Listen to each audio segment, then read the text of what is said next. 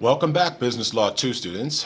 We are now discussing contracts, and we will be commencing with the formation of sales and lease contracts in Unit 3, starting commercial transactions. All right, formation of sales and lease contracts. And here we're going to be starting a statutory segment of our course. I know I haven't emphasized statutes as much because I've started with agency in order to move us through corporations and business associations. And now that I explored that material, this will be our exploration of statutory rules. And the reason, one of the reasons that I posted the how to construct a rule video is because here it actually won't be as so necessary, right? Because the generally applicable principles that I talked about in that video will be laid out for you in the statute, right? Statutes are different from common law in that way. They give us black letter law. Now, that doesn't mean that the principles won't be further refined within the context of common law, because that happens, right? I mean, situations arise that give us specific examples of the application of generally applicable principles. But here we have something to start with that isn't common law. We have a base law that's statutory, and that is the Uniform Commercial Code, which we discussed at the very, very beginning of the semester, and its application, particularly as regards commercial transactions in contracts, sales and leases of goods, which is where we're going to start out. Its application is almost in most of the states, and I think I'd want to say 50 states, although I think Louisiana may do something funny, and I know that DC has some differences. But the base of it is basically in place most places you go. There are distinctions, obviously, because the Uniform Commercial Code is a uniform law, which means it's just a sample, a sample that's constructed by legal scholars based on best practices. And so we look for the specific UCC provisions in our own jurisdiction in order to define the obligations that might apply to our specific client. All right? So without further ado, let's talk about the Uniform Commercial Code and the formation of sales and lease contracts. And in the interest of simplicity, I have posted the original PowerPoint supplied by the publisher. I don't normally use them, but obviously these are special circumstances here, right? And so if you have, in your edition, it may be, I believe it should match up. It's chapter 20 should match up with your edition. So if you have the chapter 20 handout, you can open up there. You'll see that we'll be talking about the scope of section 2 and 2A of the Uniform Commercial Code. All right. We'll be talking about the formation of sales and lease contracts, and we'll touch briefly on specifics about the contracts for sales of goods.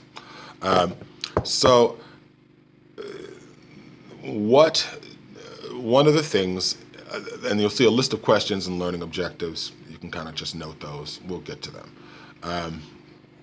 So we know what the Uniform Commercial Code is. It is a uniform law that is directed at commerce, that was drafted by legal scholars, and over the years has been adopted in some form in most jurisdictions. They're revised to keep up with changing business practices, right? The revisions and the source material contain principles and concepts that go back a fairly long time, because they're principles of trade, and trade in the Western world is, there are 1,000-year-old processes, 2,000-year-old contract type. There are contract provisions that you could trace back 2,000 years as between merchants, right? So that history is less important than the reality. If you look at the scope of what is covered, here, we're looking at the formation of a certain type of contracts. We're looking at a contract for the sale or lease of goods. And how the UCC splits it up, if it is regarding the sale of goods, all right, it would appear in Article 2. If it involves the lease of goods, it would appear in Article 2A, right? Both of these articles track one another. Largely, the numbering somewhat lines up. And so you can look at the similarities. In many cases, provisions are nearly, virtually identical or similar in some way. But they definitely are referencing the same type of issue or problem that they're trying to resolve. So this brings us to our first rule, right? And that is, the issue is, what is a sale? And a sale is defined in the UCC, Uniform Commercial Code, Section 2-106, sub 1. Sub is like the little parentheses that appear after the number itself. So UCC 2-106, sub 1. You can pull it up on the internet, or you can look at it along in your UCC.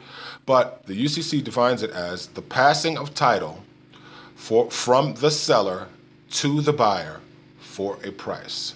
The passing of title from the seller to the buyer for a price. So a sale involves some price, right?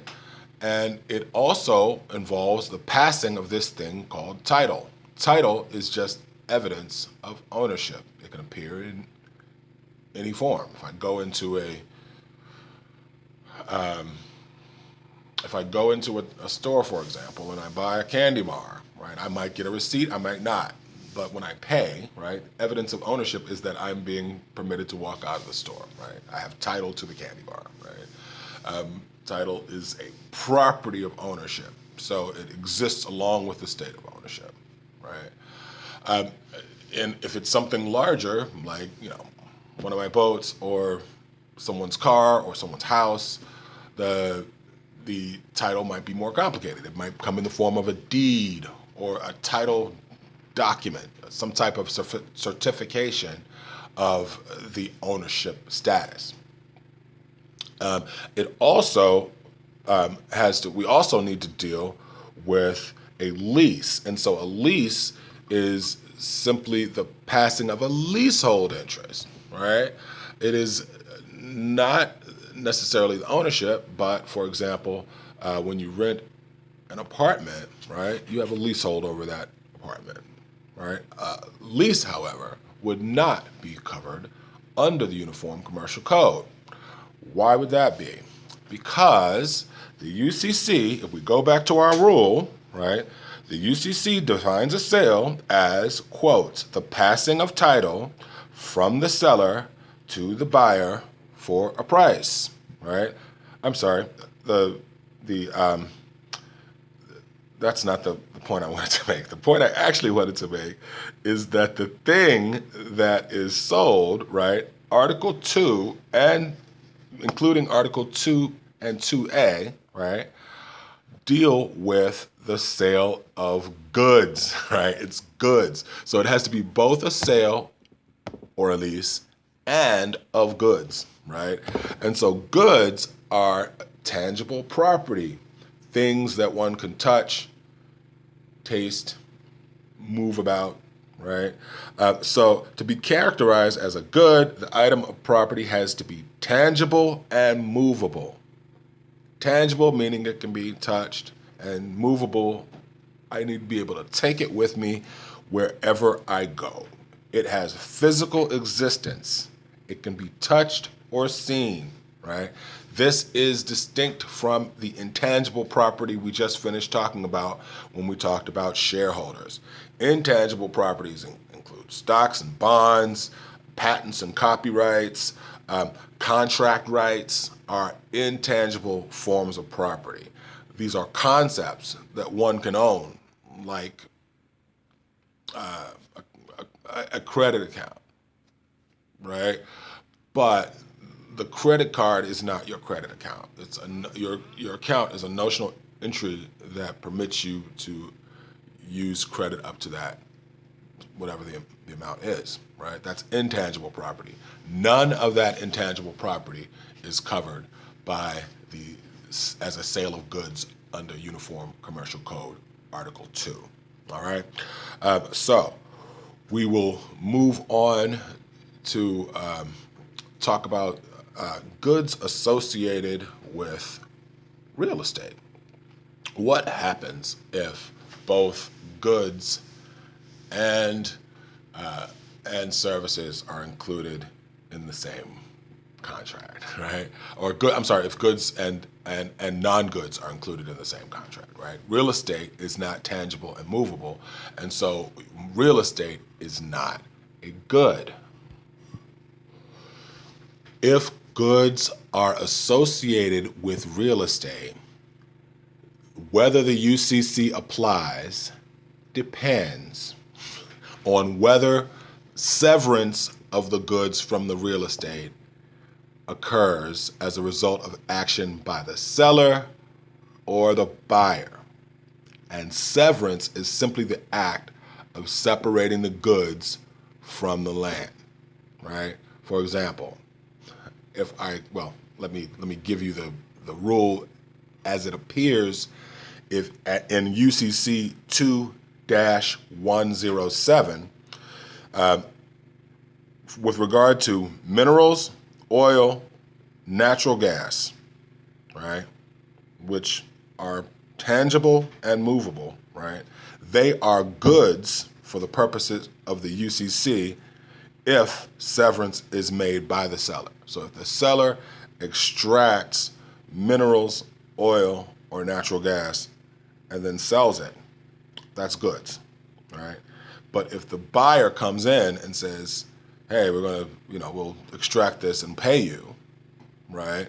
But we're going to we as the buyer are going to extract those natural resources, then that is not a sale of goods under the UCC, right? That is outside of Article 2 of the UCC, right? So but other types of goods, so that was mineral rights, natural gas, oil, right?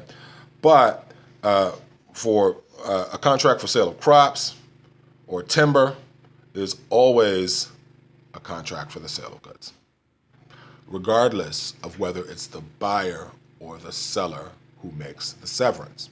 Now, the underpinning rationale for why that is, I'm not exactly sure, but it isn't really necessary to know because it's right there in 2-107 of the UCC, right? And if you look at the UCC Article 2 sort of splayed out, there are a number of categories of these types of contractual, I'm not going to call them minutia, but they're specific details that we don't necessarily think about in the context of our opening exploration of contracts that we do in Business Law 1, right? So respond to the prompt below in Canvas, and I will see you guys in the next video where we'll begin by talking about contracts for the sale of goods and services combined. See you soon.